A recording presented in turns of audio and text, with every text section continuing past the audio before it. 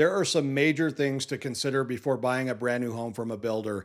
In this video, I'm going to cover those topics and help you from making a huge mistake that can cost you money for years to come. Let's get started.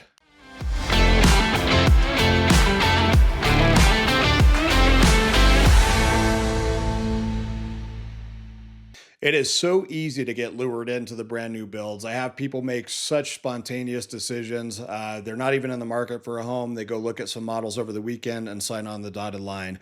But you want to pump the brakes a little bit and consider some things before signing that contract that can have serious consequences down the road. So let's talk about why new builds are alluring. Of course, they are brand new. Everybody loves that. They come with warranties. Usually there's lender incentives.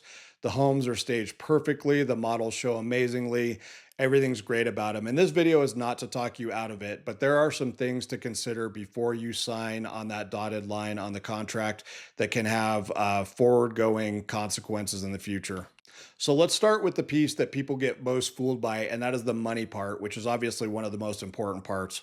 Let's talk about the base price. So going into these, you see a lot of signs that say starting from, and then it'll give a number that seems really attractive. What you need to realize about a brand new build is starting from is rarely the price you end up at. So let's say you buy a home for $450,000. That's their starting from price.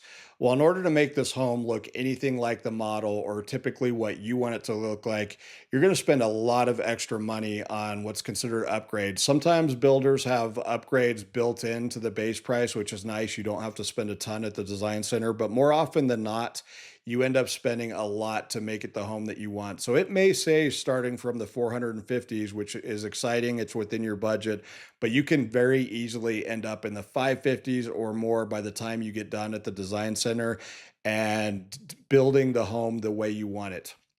So the next thing I see people run into with the money problem and not being told the accurate information is the property taxes. So more times than not, almost 100% of the time, new builds are built in a special taxing district. And the reason for that is these neighborhoods don't have any parks or any infrastructure built out.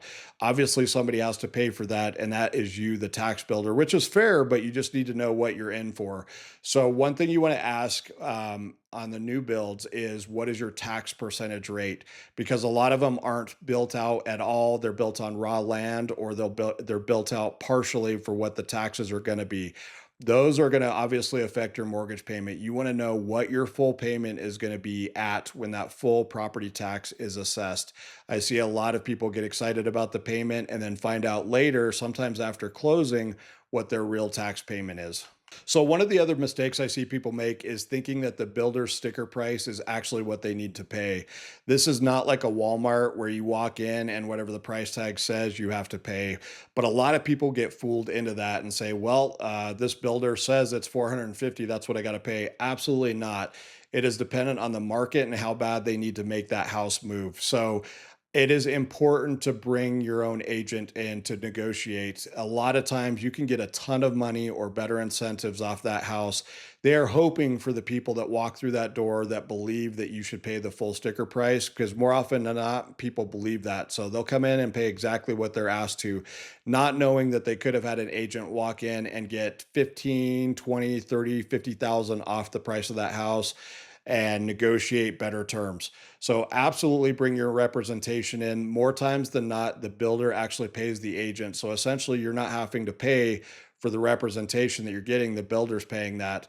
Obviously the salesperson that you're working with is working on behalf of the builder. So they want the better terms for the builder, not for you. So one of the other things that I see people make a mistake on is not ordering an inspection. When you get a home built brand new, even though it's brand new, that doesn't mean that errors can't happen during the construction. I've seen so many people that just trust that it was built correctly, and then they experience some major problems and fight with the warranty department later on down the road. Just pay for an inspection before you close on it. Find out any deficiencies that have happened. I've had sewer lines that are destroyed. I've had many different issues that have come up, and by them getting an inspection, it's prevented all of that from being a nightmare down the road. road.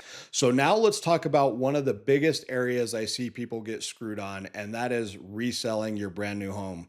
So, of course, when you buy a home, you don't go in with the plan of reselling. Typically, you think it's going to be longer term. But the first question you should ask the builder is, how long do you expect to be building in this community before it's built out and you guys pack up and leave the neighborhood?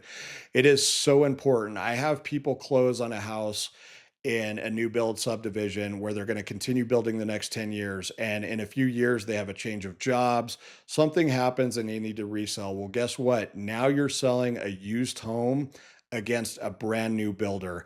And you can't offer the incentives that the builder is doing. So I see so many times where these people are just absolutely screwed and have no way to sell their home because competing against the builder is an absolute nightmare. Be sure to ask that builder how long they plan on being there, and ask yourself how long you plan on being there. If this is your forever home and you're absolutely sure, then it doesn't matter. You're good. But if there's a potential that you're going to change jobs or something's going to happen within the next few years and that builder is still going to be there, it will become a nightmare at some point.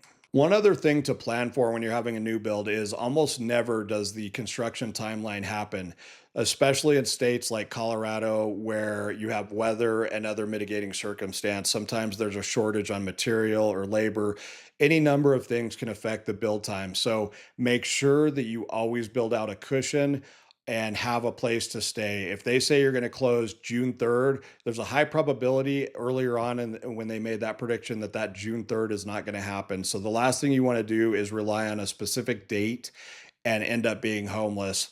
As they get further along in the build and the framing's done and some of the drywall's up and things, they can make better predictions, and typically those stay the way they are. But you do not want to rely on a date that's given to you from the time you sign the contract. And any good builder or sales rep is going to explain that to you as well. But again, this is a sales industry, and sometimes they're going to tell you what feels good versus reality. So make sure that you've padded in a cushion for that timeline. So, after all is said and done, a new build option can be a great option for you, but there are many factors in that you have to ask yourself.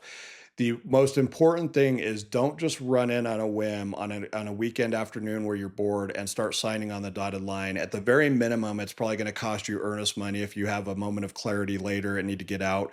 So it's important to work with somebody that knows what they're doing and the right questions to ask you as well as the builder. Be careful, enter these things cautiously, and having all your questions answered before signing on a dotted line. As always, I'm here as a resource. If you have any questions, feel free to reach out, and I'd love to chat soon. Thanks.